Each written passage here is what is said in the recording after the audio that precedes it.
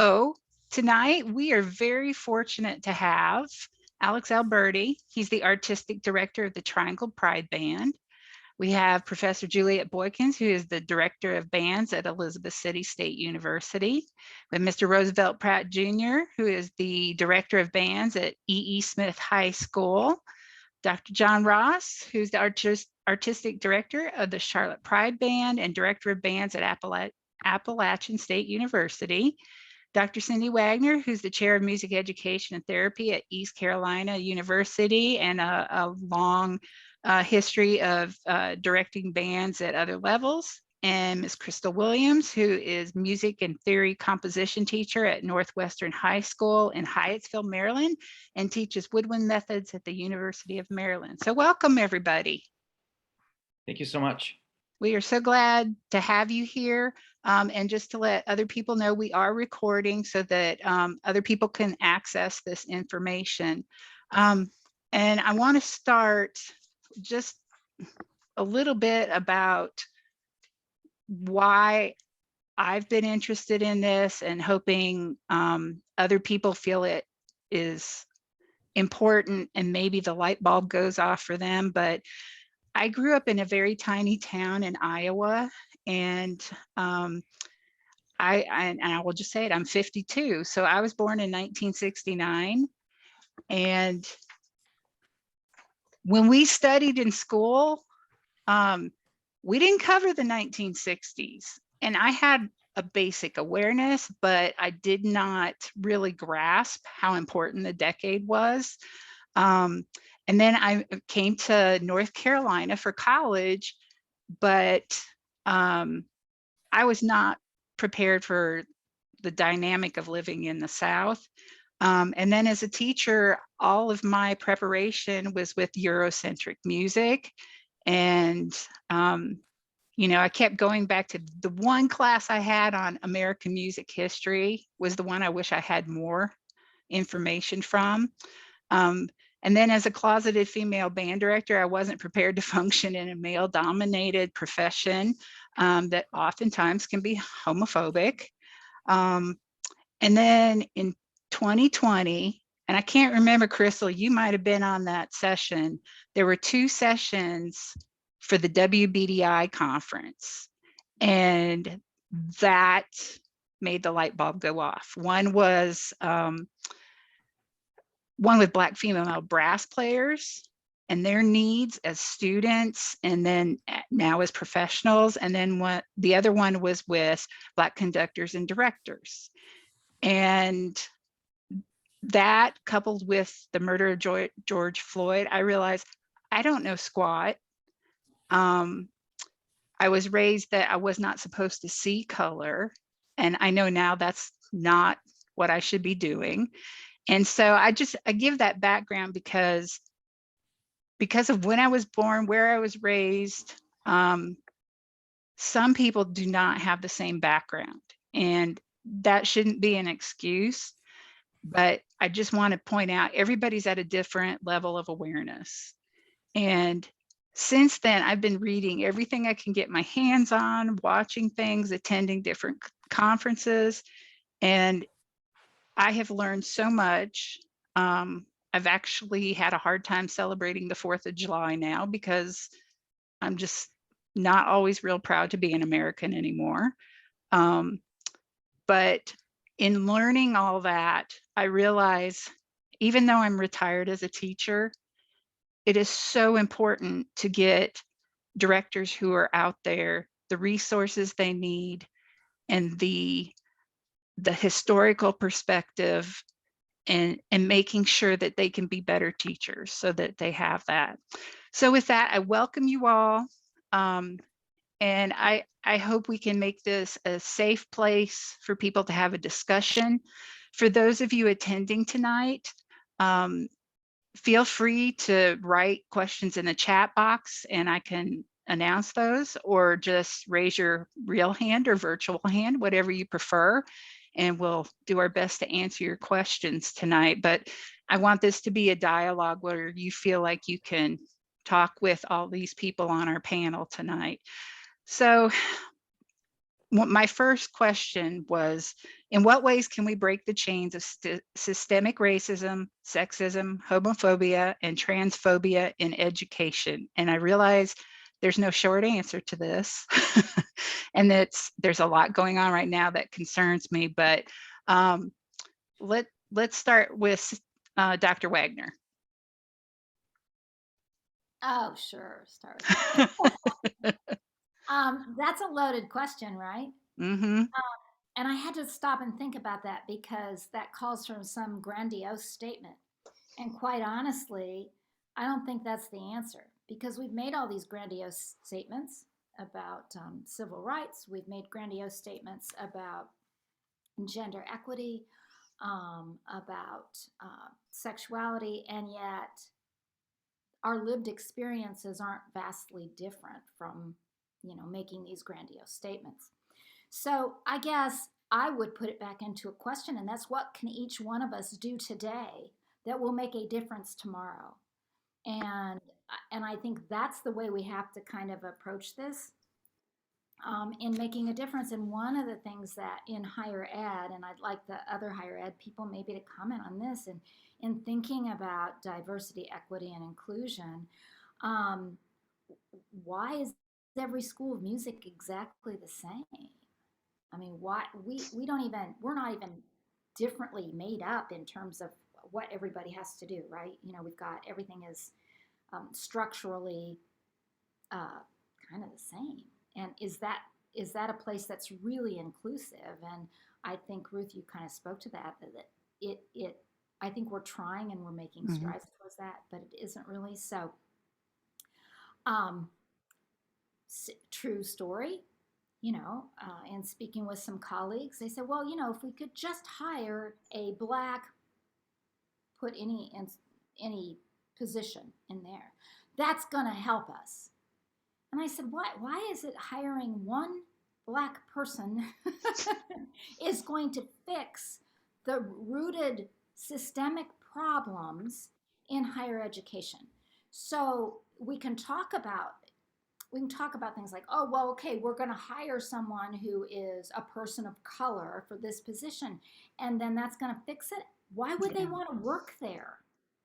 It's still a systemic issue.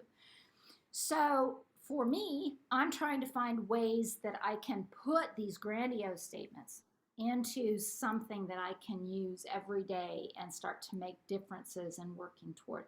Because I honestly don't believe anything's going to change until we each change ourselves. That's my short answer. The sphere of influence. You're right.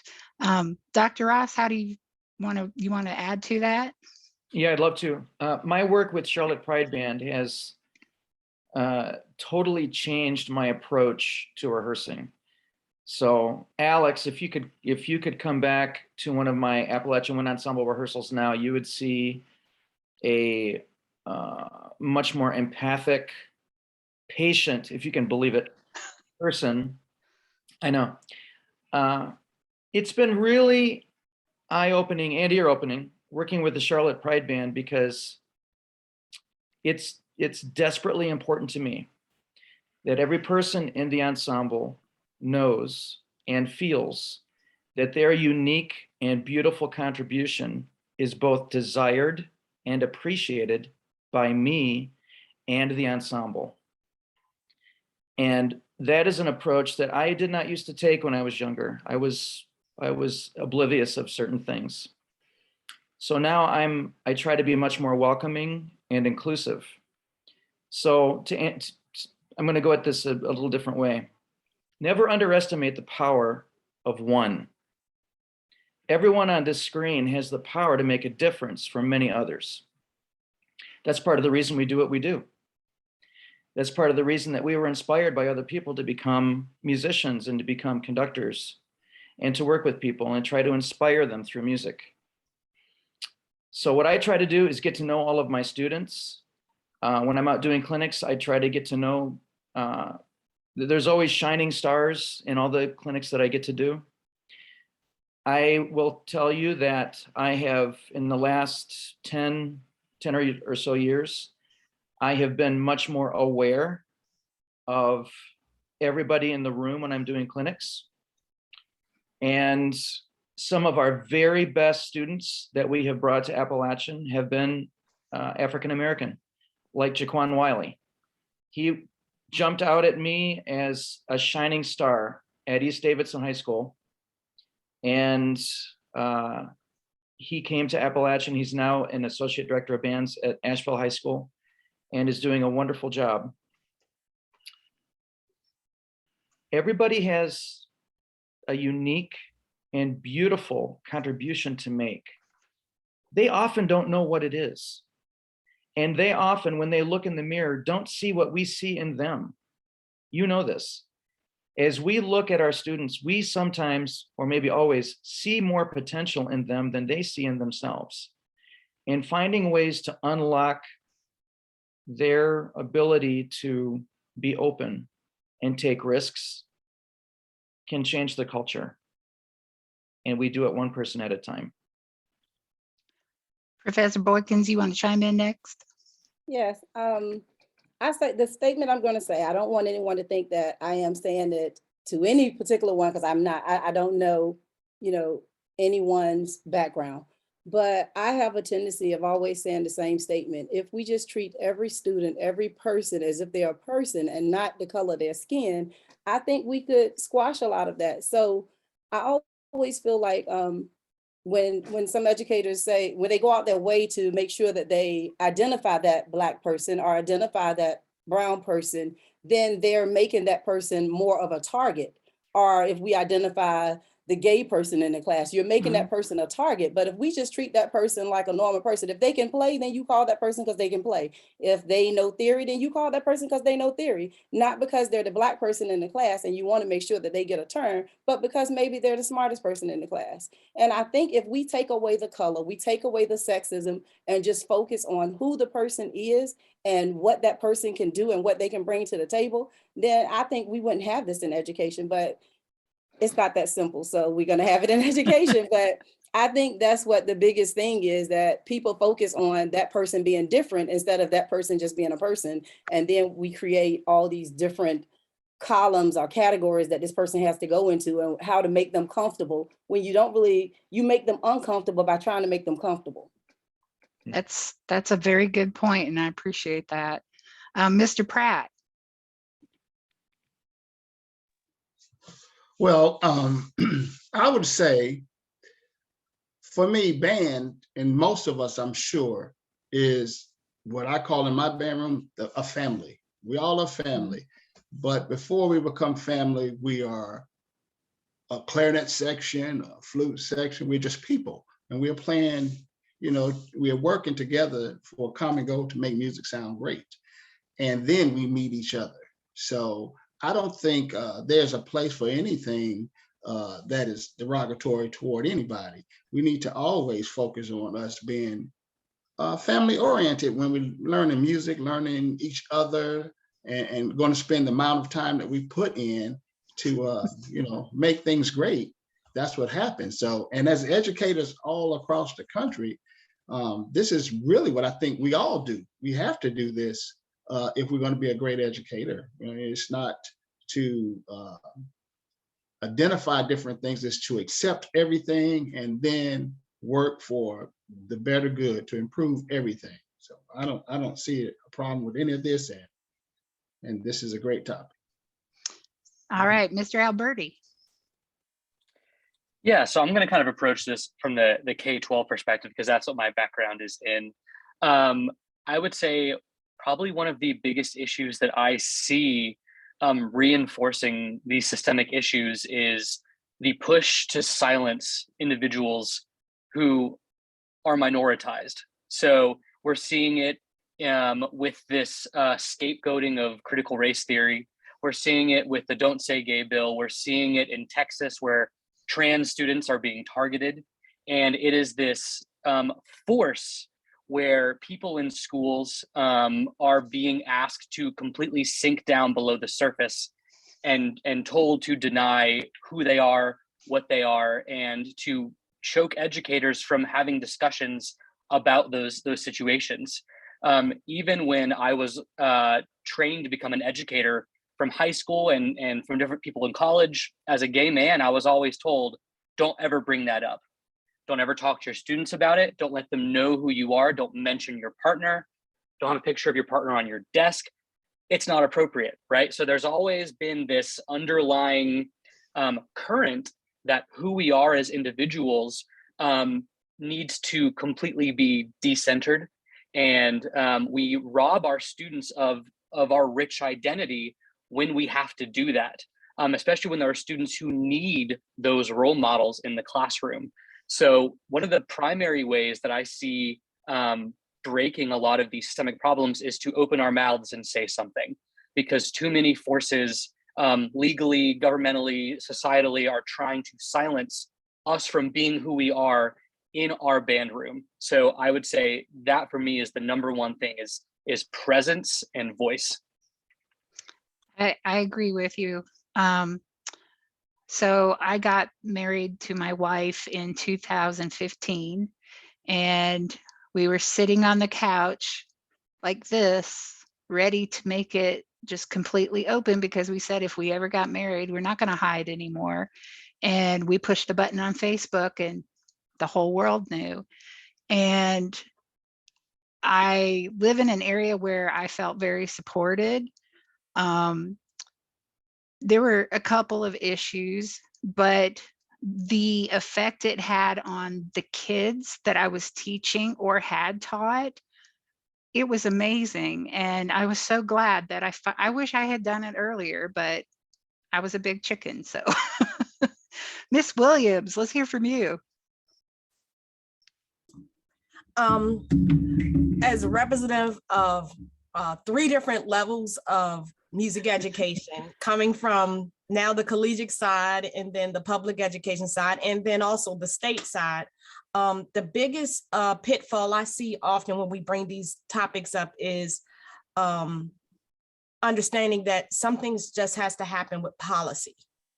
And we always talk about it and we make these statements, you know, during Freddie Gray and all of that. Once we started to have the civil unrest that we started to see more of, and that was all because the invention of the smartphone. Now you have real life documentation, so you can't quite sweep things under the rug. It's always policy that continues to keep the narrative alive of being discriminatory to our own. And as much as we can say our band rooms are families and the students, we care about them deeply, it's often in policies that just further continue that fire burning against all the great work. So I think our biggest thing as communities, we have to talk about it like we're doing now, but then we have to talk about how we can bring changes that allow for all of our students and all of their stakeholders to be able to have a place without fear and retribution, or even just being silenced is dangerous. And a lot of times it's policy that's pushing things to stay the same. To be quite honest, sometimes people are going to be who they are, but the biggest impactful thing is we can level the playing field with the things that govern us, even from our own band room. We have a lot of policies that we hold in place near and dear through history and culture and our community. It goes everywhere from our leadership representation in our band rooms to who we assume is in charge when the group leaves. And if you're a woman, they'll shake the hand of the percussion instructor before you. And I've seen it, and I could have a flashing light. And that just comes from policies that are those things that get in the way of more opportunity. So the more we can be involved with policy and knowing who we elect and who's at the table making decisions, we can change a multitude just by the number of people on this screen right now. So Ms. Williams, I'm going to have you continue because you brought up the table, and in looking at different things, I realize not everybody has a seat at every table, and it doesn't matter if you're an elementary teacher, middle school, high school, college, and in our professional organization. So how are we going to make sure we make those seats available?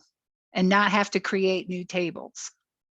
Well, making sure that, you know, for it to be a seat at the table, you have to be invited in the door. and you know, you can't sit in the room if you're not even invited. And often that's where we kind of hit the brick wall, is that the invitation isn't, and sometimes the invitation is not saying anything at all. You know, we kind of have a society that is, you know, cisgender oriented, one perspective, the white male is in charge and everyone else is trying to fight it, have a seat at that table. And a lot of times the reason that narrative continues is because we help continue it too. Just to be honest, sometimes we don't apply because we have never seen anybody. And you say, oh, not me, I'm not going to be the first one. And there's this big narrative, I don't want to be the first one at the table. So that lack of safety in numbers. So when we have people who are in organizations that should do the inviting, it often doesn't happen, and it happens from a place of, well, I didn't say you couldn't come in. Well, you didn't offer either. And that speaks a lot. No one's going to go to a party, go knock on the door and say, hey, can I come to your party? We would never do that. Well, that's exactly what we're asking marginalized communities to do when it comes to the seat at the table. We're asking them to work first, and then let me see what you can do. Or what we call the proverbial proving ground, the resume checking conversations. Instead of it being about the person, you're sizing up why I should even be talking to you.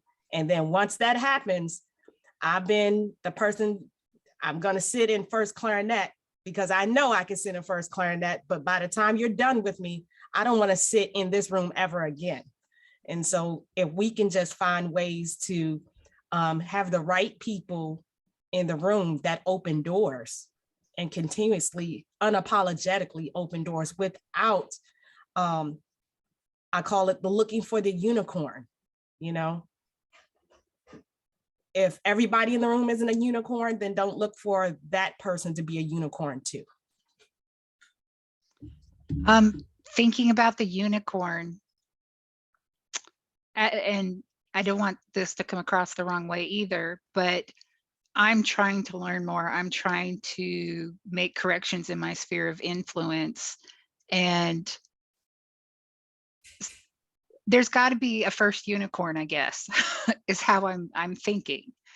So if we start bringing the unicorns to the table, then things are going to work out where it's just normal. Nobody's a unicorn anymore.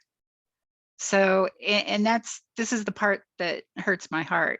Dr. Wagoner, you look like you wanted to say something. Well, I was going to say this all kind of circles back to the point that I was trying to make at the beginning, is that higher ed keeps people out, we don't invite them in. There's only one way to get into a school of music, and we all know what that way is. And so if you come from a community that doesn't have that privilege, and you may be less likely, there may be ways for you to get in, but they are very few and far between. If you've come from a family who's never been to college before and you don't even know you have to audition, you get to college and you go, what, I can't just be a music major? Why not? I play the clarinet. What? So I think we're circling back to that. But to your point, my other point is we cannot invite people to the table without changing the table. You don't invite somebody to sit down and then they don't have a place setting. You know, here, have dinner, but we're not going to give you a plate. And you're just going to have to eat with your fingers, but we're not even going to pass you the food. So we have to change the communities that we're inviting. If we're using the metaphor of unicorns, then we have to make sure that we have, the unicorn sprinkles available and that everybody knows how to make and eat unicorn sprinkles. I don't know. I mean, I'm just trying to say we have to change the environment. Why? If we're going to invite the unicorn to the table, that's my point. I like that. Professor Boykins. Okay, so I've been dying to get into this one. When we spoke on another panel with Ruth and Cindy, remember the last panel we spoke on, we said something about this same topic. And my thing was, you have some groups. So at PWIs, you might have those people of color that want to sit at the table, but they're intimidated because nobody looks like them, so they don't even want to go in the room. Forget being invited to the room. You can invite them to the room all you want to, but they are not comfortable. They're unsure of whether they want to go through that room because nobody looks like them. Then you have the HBCU side where now there are only 5 of us that are director of bands. We may have some in the department, but not director of bands. So they don't want to go into that room neither. They're afraid. So I feel, not that I'm trying to promote myself, but I am promoting myself all at the same time. I feel if there were more of people that look like me to come and talk to these students to say, hey, you can come and sit at this table with me. You can come and shadow me. You can come visit my group, stand in front of the group, something to make them comfortable. But we have to be invited. Those that are already at the table need to be invited to other tables to help people, I guess, diversify their table. So until we're invited to the rooms, they don't know that they're even a part of the conversation. They don't know that they can step foot across that threshold. So that's my take on that. No, that's right on the money, because that's one area I felt like, oh my gosh, I haven't shown kids enough about people that look like them and what they can achieve. And I think that's super, super important. Mr. Pratt, would you like to chime in? Yeah, sure. I believe the people that are sending out the invites need to be intentional with the invitation. I think they need to know who they need there, who they want there, and try to develop that strong melting pot of a situation where everybody is comfortable. And a lot of times we notice that, like everyone has spoken on, that the tables are so unbalanced. I think our president now has done a good job in trying to balance out some things, and some people may look at that the different way. I don't know, but I think it's a great way of kind of looking at this table thing, because it has been unbalanced so long. So we got to make these changes and be intentional on who we bring in. So that's all I have to say. That's a great point. Dr. Ross?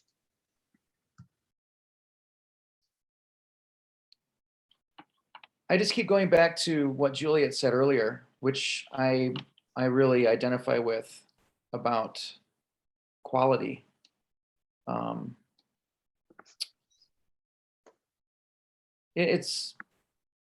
I serve on the diversity and inclusion committee at our school, and I've learned how to sit very uncomfortably in conversations. And when I get uncomfortable, that's when I know that we're talking about really important things. And I have a very hard time relating from time to time until I think about what Juliet said, which is to think about quality and think about people. I'm not really, I've gotten to know Kevin Day pretty well this year because I was really attracted to his music. And I've actually programmed a couple of his works this year. And in getting to know him and zooming him into a rehearsal before we played at the NCMEA convention, I was just totally inspired by him because of his quality. He's a quality person, and his music exemplifies his personality. And the ensemble absolutely loved his music. And I have a couple of African-American students in the Appalachian Wind Ensemble, and they both came up to me at different times and just thanked me for programming that because they could relate. And that is something that has become much more important to me in the recent past. And I really think that's something that we have to take in consideration when we program repertoire.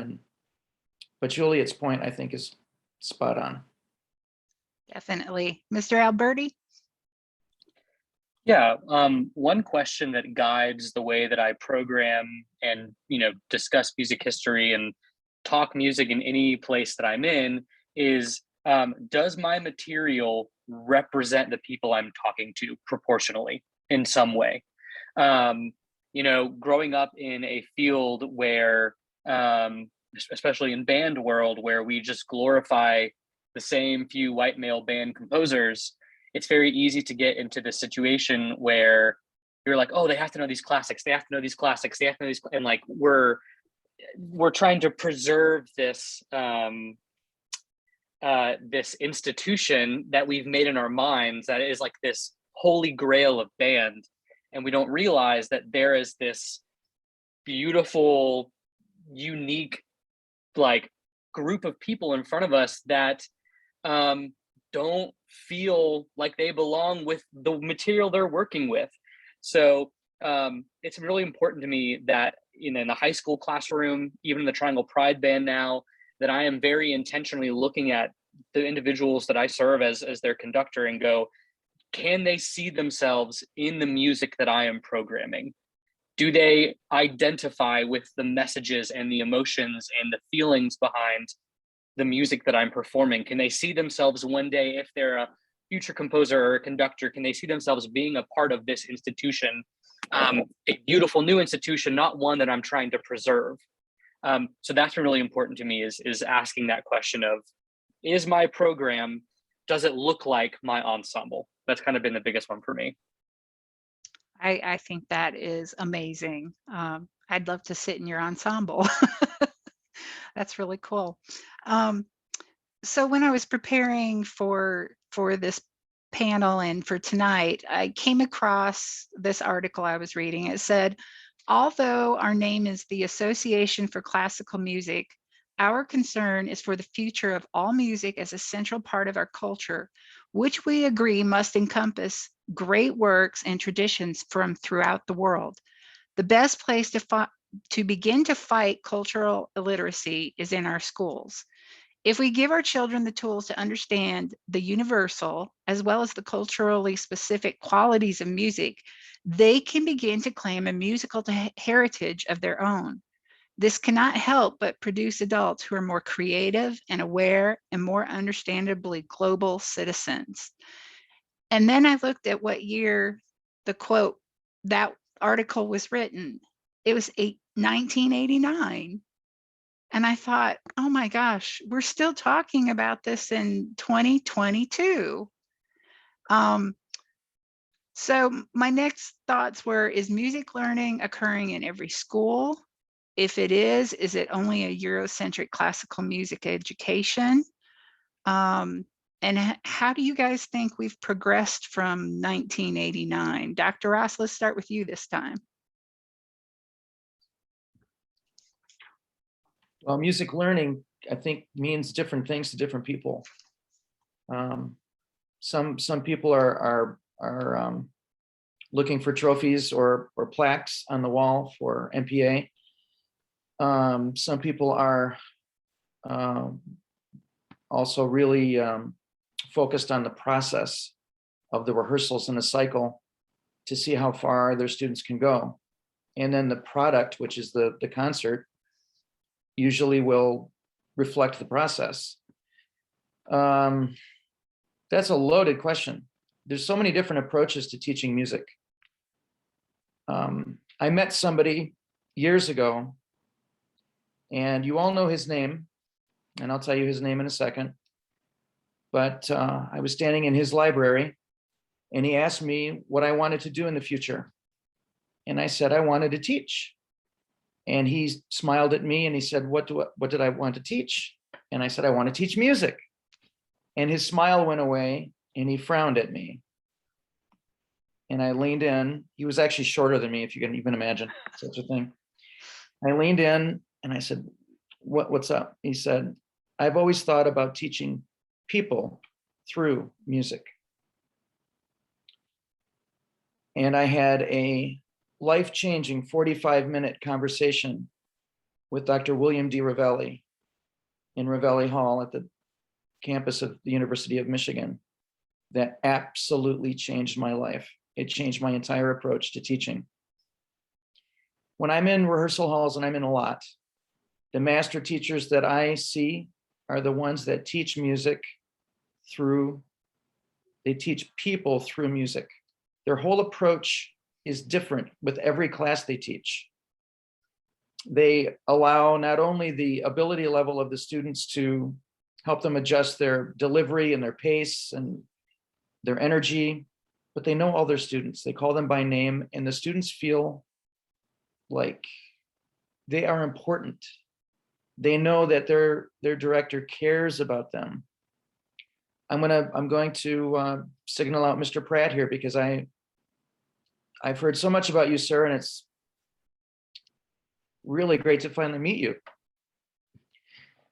because you do this. And I've heard about this from Joe. It's the people that make the biggest difference care the most about their students, and their students know it. Not because of what they say, but because of what the teachers do and how they approach teaching. That is very true. And Mr. Pratt, your reputation is golden and precedes you. I hear wonderful things all the time about you. So let's have you talk next about this, Mr. Pratt. Well, thank you, guys. I'm in this profession just like all of us, and that is to move students forward. I mean, we develop all these relationships all the time with our students and trying to make sure that they set up a better life for themselves as well, as it was done for me.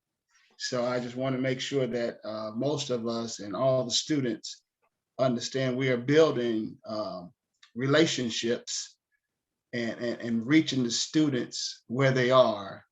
I mean, what's the saying? You have to be able to reach them to teach them. So that is what we do. And I believe that all students can learn. It's just, our different ways of approaching it. But I just know that since '89, my first year teaching, that article was written. And I think that I've been trying my best to give my best to the students and let them realize that when you're in my time and my space, we're going to work together to make sure that you got what you need, when you need it, whatever it may be, wherever you need it. And it doesn't matter who you are or what you are or whatever. We're going to get it done together, and we're friends from now and for the rest of our lives. Just like my student, Krystal, I love talking with her all the time. And it was great. I seen her at a game, a North Carolina Central game, and it just blew my world to see her. And I hadn't seen her since 7th grade. But you develop those kind of relationships, and that's when you can really make real good music, when you got comfortable students in your presence, and just keep going. That's all. I mean, that's what I do. That's what we do, I'm sure. Miss Williams, how about you chime in after Mr. Pratt? I'm not gonna say how old I am, so because I don't want to make somebody feel a little bit kind of way about their age. Yeah, 7th grade. I will say it was in the early 90s, so that gives you an idea. But I think it's very important that we talk about what has been cycling around the room is the method of care. How do we show someone that we care as teachers? We listen, and we often treat them like our own, right? And a lot of times when it comes to access, diversity, access, inclusion, it's the method of care is not the same for all students. And that takes a really deep, you have to dig really deep inside to be honest with yourself when it comes to whether or not you're providing everyone with the same method of care. We talk about, like, I always talk to my students when I do something and they're like, you're being unreasonable, and it might be like a standard that I have for them. I say, I have the same standards for my son. When I go home, I expect him to do these things. And in return, he knows that I'm doing it because I care. And the converse can be said. You can also know that I'm not doing something for you because I might not care that much. And so it becomes easier for the room to look like people we care most, who we see every day when we go home, versus who may be at the table, who may be around us. And that's often when I ask people, say, what you're saying, flip that and put your most dear person in place of those words. And then when you flip it that way, would you say, oh, well, to your say your cousin, well, I'm sorry you can't get here on time. But, and when we think about it's the people, it becomes personal. And that's the disconnect. People haven't made what we do personal. And a lot of people push back, well, it's my job. Yeah, but we have an interpersonal job. That's just what it is. It's no way around it. It requires care. It requires concern. It requires, to properly develop a human being, there has to be care. Keyword, to properly do it. Otherwise, we will miss the mark with some of the things we do. There will be moments of neglect. There will be moments, even to be honest, of abuse in what we do in our classroom if we are not looking at it with that same interpersonal care that we would hold to our nearest and dearest. I really like that, thinking of every student like one of your own and making it personal. I think that gives it that extra awareness that we all need. Mr. Alberti, how about you? Sorry, my mouse turned off. Juliet, her hand was raised, so. Oh, sorry, I missed it. It's okay.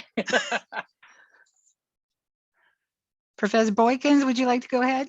Yes, I would. I want to tie this question into kind of racism, and I'm going to go back. So in '89, the year that this was wrote, the date that this was wrote or published, I was a junior in high school, and I never knew that there was a such thing as a Black composer.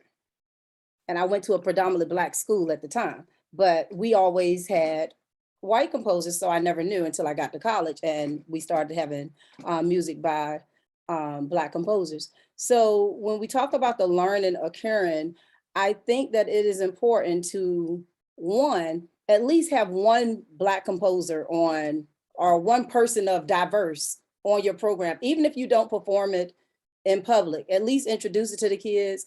Talk about the notes. If it has notes come with it. I feel like I am like the best storyteller when it comes to a piece of music, when it comes to actually going through some music. My kids will tell you I'm so extra with it. I mean, extra dramatic with it too. So if it doesn't have program notes, I'm making up my own. So say this, the name of the song is "A Storm Came Yesterday to Wipe You Away." Okay, I got a whole story about that.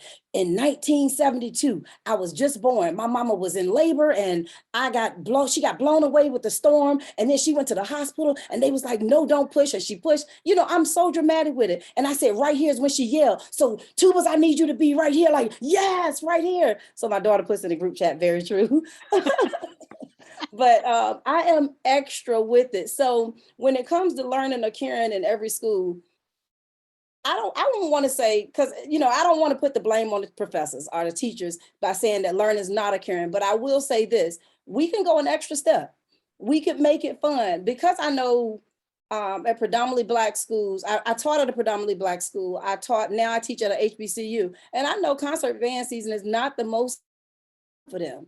So I try to make it as exciting as possible by first relating them to the music. And sometimes I have to get a tear out of them, because if I'm playing something like Amazing Grace, I want them to think about that grandmother. Right now we're in the middle of COVID, so everybody has had someone to pass away. So I want them to just think about all of those things. And I pull all of those things. I talk about all of those things. I mean, and I'm not gonna talk for a long time because I want you to play it, but I'm gonna make you feel it. And I'll make the room be quiet. I'll say something that's very dramatic and talk about like pulling this out of you, and then I'm gonna be quiet for a minute. All right, let's go to measure 5. And they're like, okay, you know, they got to get themselves together, but it's gonna give me the emotion that I'm looking for, because sometimes the learning doesn't happen because the kids can't connect to what we're playing. That was my whole point of everything I just said. No, that is amazing. And I'm thinking you should be writing all the blurbs for sheet music companies.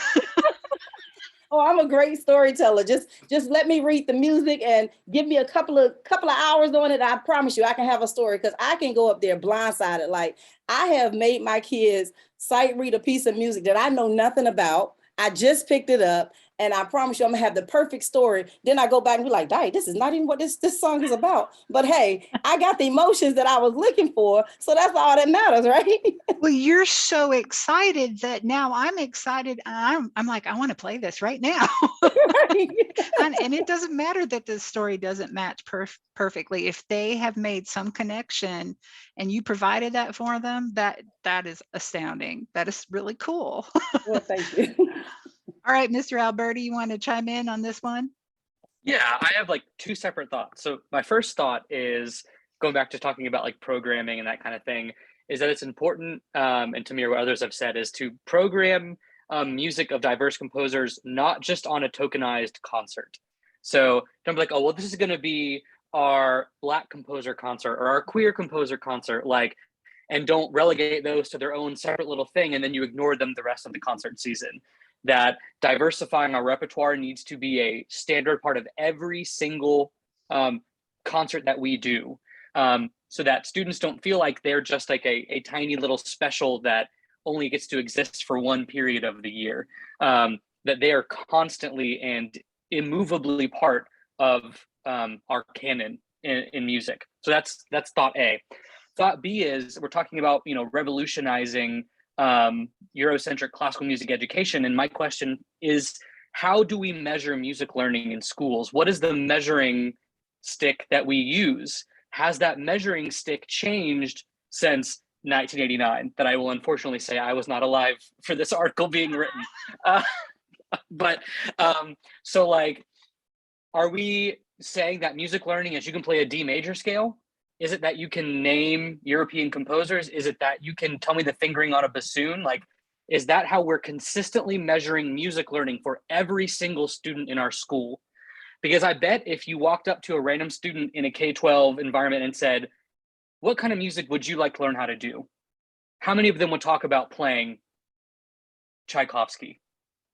Probably next to none. Yeah. But that's how we measure our students' musical growth very often in schools of music or in K-12 institutions.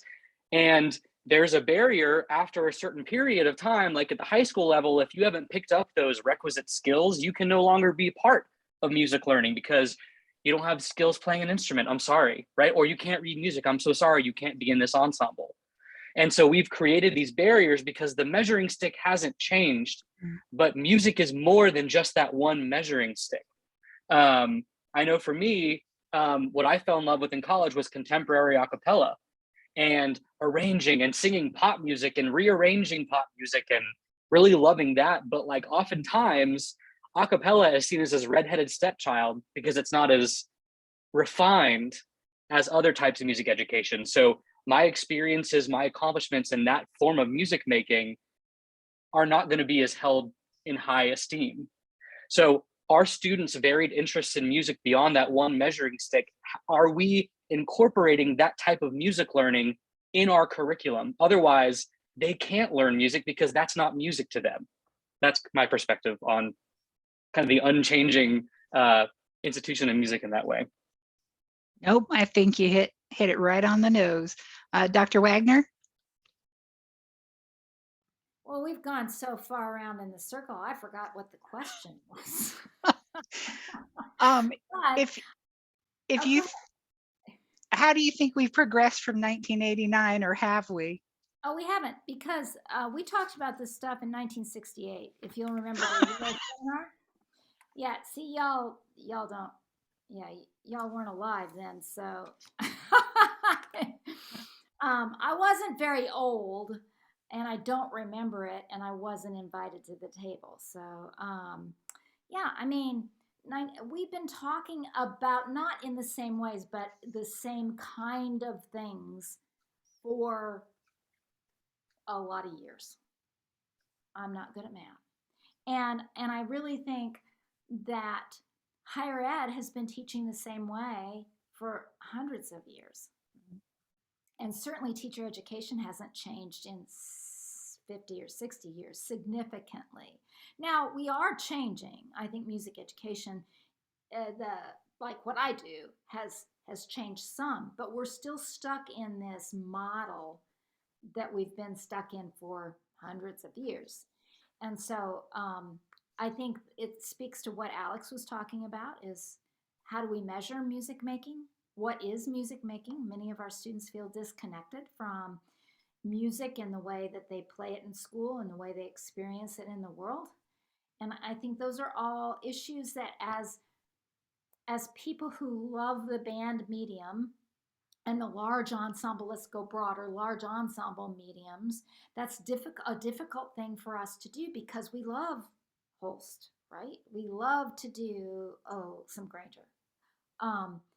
And so I think that challenges us in some ways to look beyond what we know to what we don't know.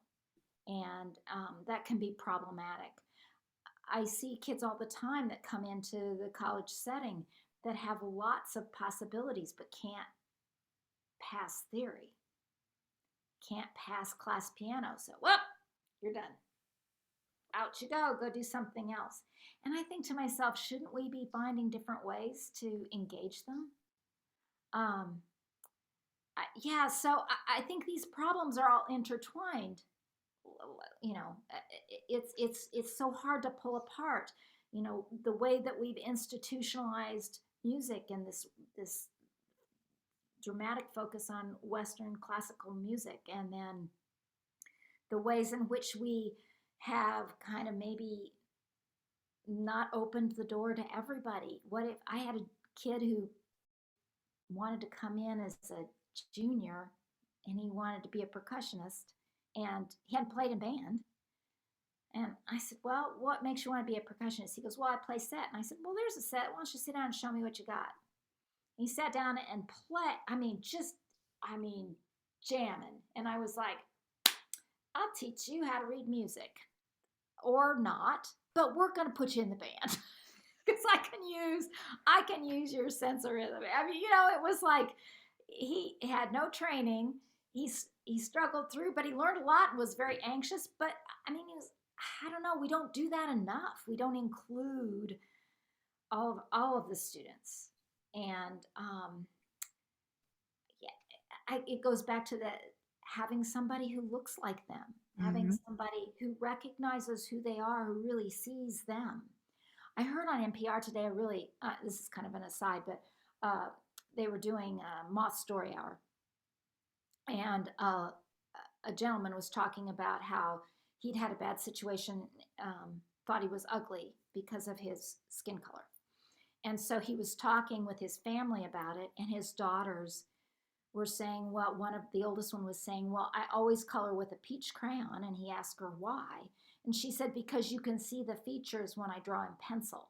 But when I color with the brown crayon, which is the way my skin is, we can't see the features. And that's how I feel people look at me. When they see me, they see my skin color. They don't see who I am.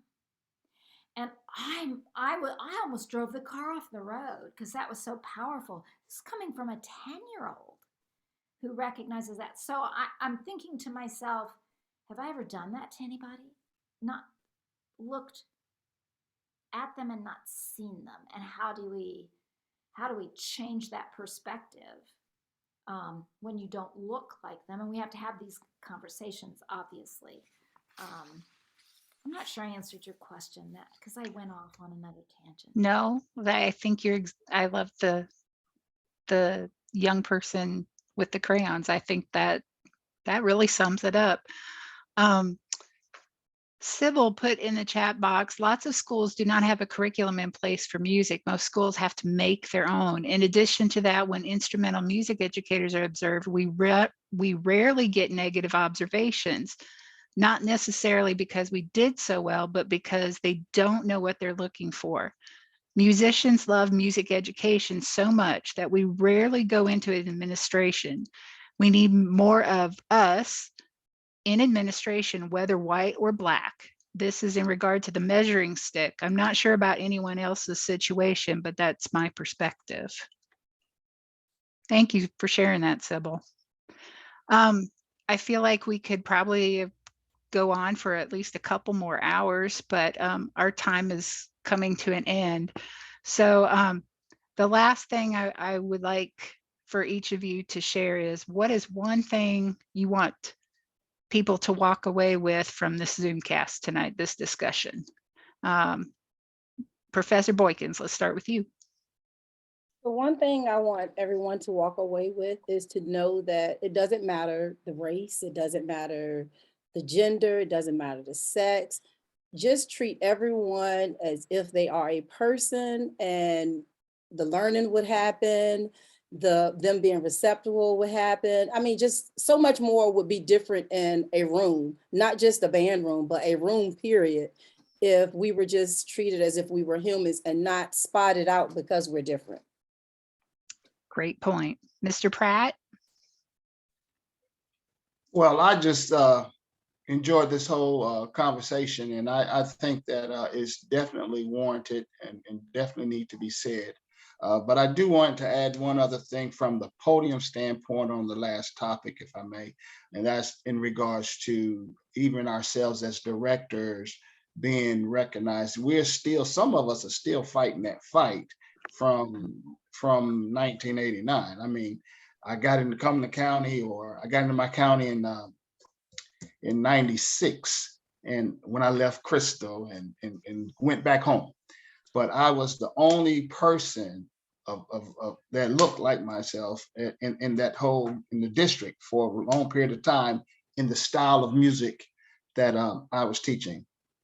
And that is, we call it traditional band, show style band, and all of that.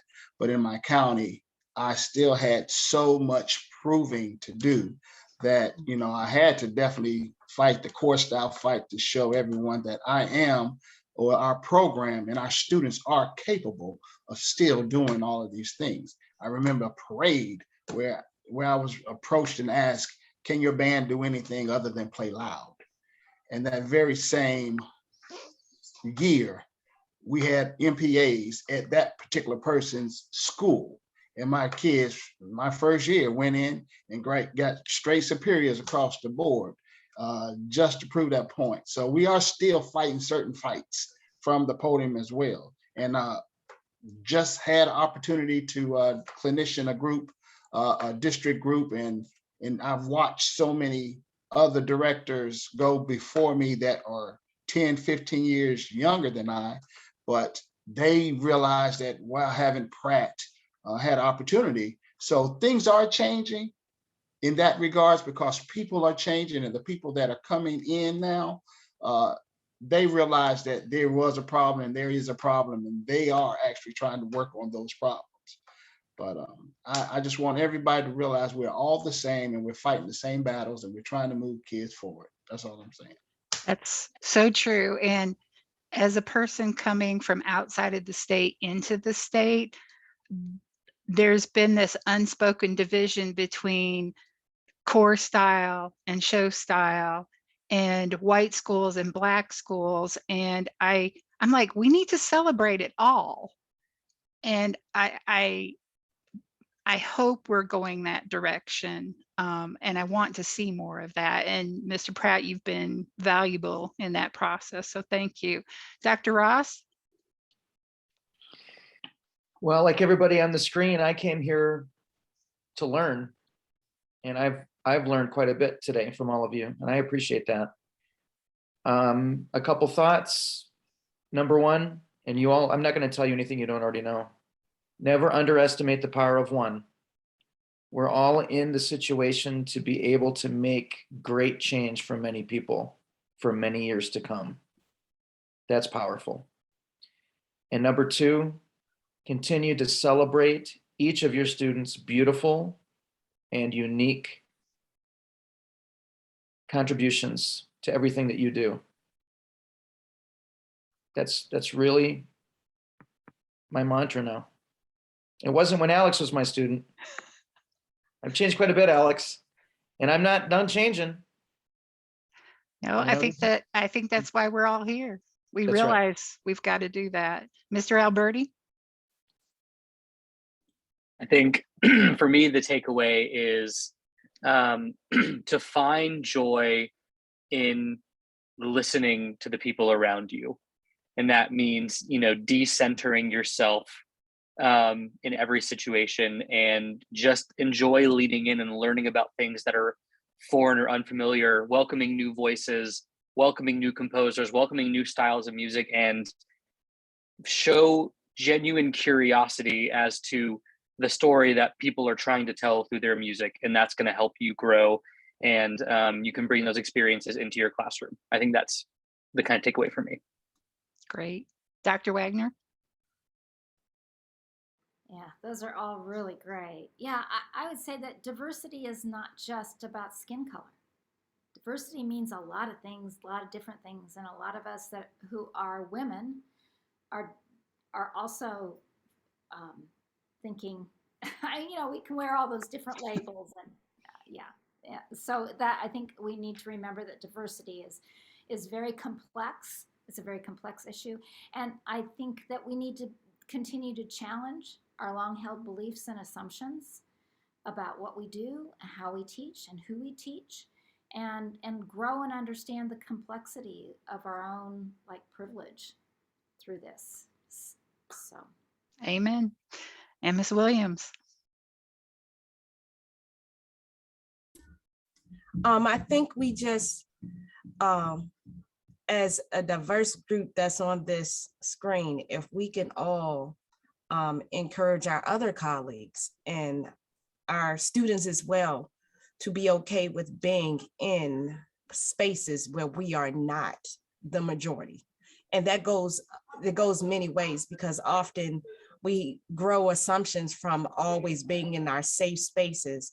And then when we put our students, or we put ourselves in a different space, we find that we're just not so different. And that way, just sometimes being in somebody's personal space or being in their professional space and seeing them work, seeing students actually work, can change a lot of negative stereotypes that people have about each other. And just being inviting to those opportunities. And you have to go out your way to do it, but it's so beneficial when you do. Thank you so much. If we all can go away from this and do one thing, it'll make a difference, and it has a ripple effect. And we just have to keep doing those things that we can do in our sphere of influence. I'm so glad we could get together tonight for this discussion. I appreciate each one of you individually and as a group. You are amazing people, and we are so fortunate to have this time together. So thank you all. And for those that attended tonight, thank you so much. This will be on YouTube, and I will be sharing that on social media and with everybody so that you will be able to get access. So thank you, everybody. Have a great night. Thank you. Thank you.